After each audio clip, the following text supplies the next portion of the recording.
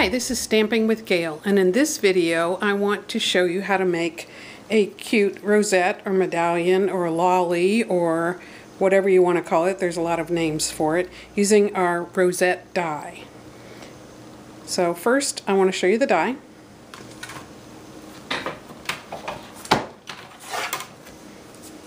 And it has two edges. So I can make a rosette with a straight zigzag edge or this kind of a scallop with cutouts in it.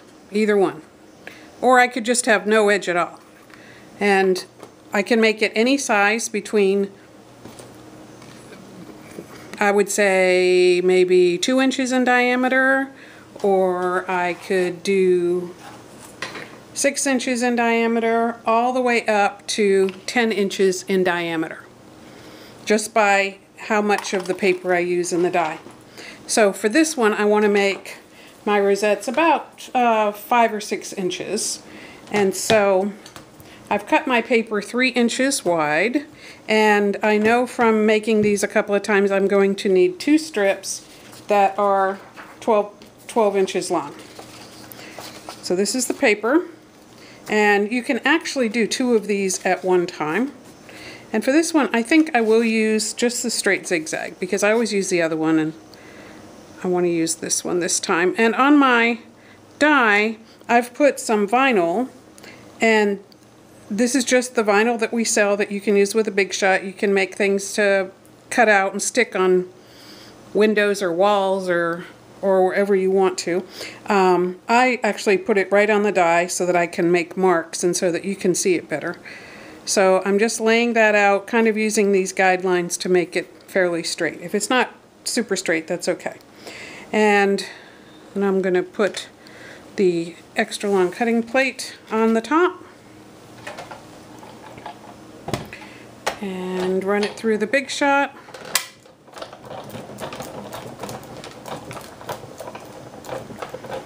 This just takes all the hard part out. Everything will be pre-cut, pre-scored, and ready to go.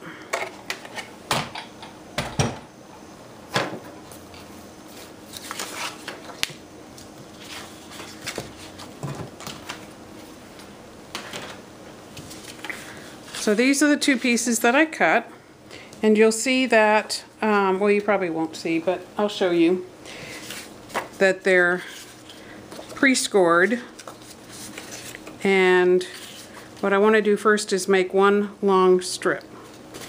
I think, okay, yeah, 2 should be perfect for this. The larger the die, the more strips you're going to need. For that 10-inch medallion, I actually used 4 strips, so it took 2 full sheets of designer paper. So now, because we've already pre-scored, we can just fan fold.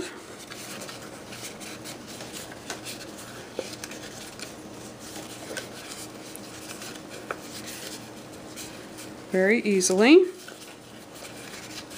Before, we would have to score this all first and then fold it, and of course our score marks wouldn't come out as perfect as these are. This is where I put the 2 pieces together. So we're halfway done.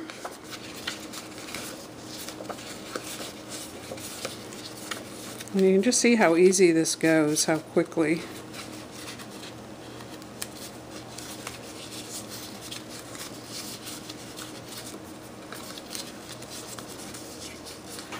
And we get to the end,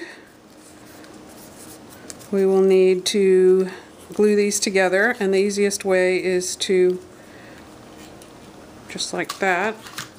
So just a little bit of snail. It doesn't really matter what adhesive you use here. There's going to be no tension on this at all. The tension will be from putting it into a medallion, and I'm going to use a glue gun for that. If these edges didn't line up, just make sure that this side lines up, because that's going to be the outside edge. So that's all done. Now what you want to do is just push it down into a medallion shape. And I have some pre-cut circles. They're 3/4 of an inch. You could use an inch. You could use whatever size. And then I'm going to use some glue and just put a good sized dollop there. And then place one of these. This is a low temp glue. I do recommend you use low temp. It's still warm. And just hold it down until it sets. It is warm, but it won't burn you. Just a little uncomfortable. Once it's set enough, you can turn it over and repeat on the other side.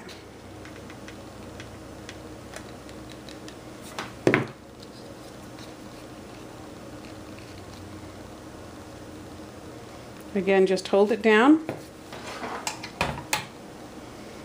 until it cools, till it's set, which of course is pretty fast. And we have quite a durable, you can play Frisbee with this, very durable medallion. Now at this point you can do a lot of things with it. What I did here was I just added a die cut flower center and a brad, and I hot glued a skewer to it that I had wrapped with some florist tape. Super easy. Hope you like this project, and be sure to order your medallion die. And if you have any questions, don't hesitate to ask. I'm stamping with Gail, and I hope you're stamping too.